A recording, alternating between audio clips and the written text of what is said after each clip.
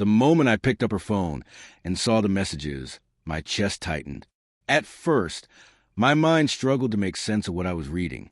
The words on the screen blurred together, but the meaning was clear. My hand shook as I scrolled through conversation. Late-night texts filled with laughter, inside jokes I had never heard before, and secret plans made while I was at work. The casual intimacy between them made my stomach turn. This wasn't just a mistake or a one-time lapse in judgment. It was something deeper, something that had been going on behind my back for who knows how long. A part of me wanted to be wrong, to find some explanation that could make it all make sense. But the truth was undeniable. I had trusted her completely, and she had shattered that trust without a second thought. I heard her footsteps before she entered the room, still laughing at something on her phone. When she looked up and saw me standing there, her smile faded. Confusion flickered across her face before shifting into something else. Concern, maybe even fear. "What's wrong?" she asked, her voice careful. I didn't answer right away. I just held up the phone, the evidence of her betrayal glowing in the dim light. My throat was tight, my voice cold when I finally spoke. "How long?"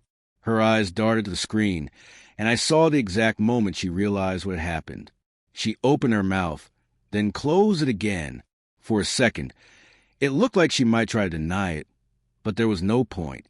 "It didn't mean anything," she whispered. The words made my blood boil. She had spent weeks, maybe months, lying to me, sneaking around, sharing parts of herself with someone else.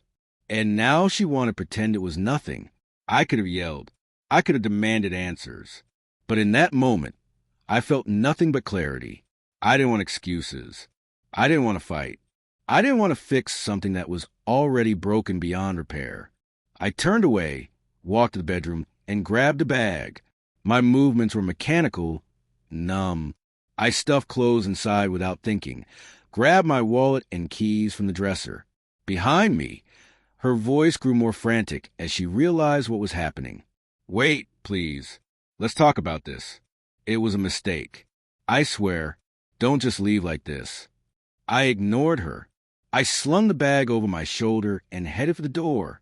She reached for my arm, desperate now. "Please don't do this. We can fix this. I love you." I stopped for just a second, looking at her. The woman in front of me wasn't the same person I had fallen in love with. Or maybe she was, and I had just never seen her clearly before. Without another word, I walked out the door, stepped into my truck, and drove away. The farther I got from that house, the lighter I felt. The pain was still sharp, but beneath it was something else, relief. I had given everything to someone who didn't deserve it, and now I was free. I drove for hours with no destination in mind, just a need to be anywhere else. Eventually, I ended up in a quiet little town far from everything I had left behind. I rented a small house, took a simple job, and started over. For months, I kept to myself, ignoring missed calls and unread messages. She had made her choice, and I had made mine. Then one evening, just as the sun was setting, I pulled into my driveway and saw her. She was standing on my porch, arms wrapped around herself as if she were cold. Her hair was messy, her eyes red and puffy. She looked like she hadn't slept in days. I didn't move. I just sat there in my truck, waiting.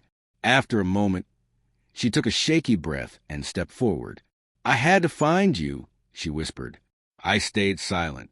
"I made a mistake," she continued. "I know I hurt you, but please just listen." I shook my head.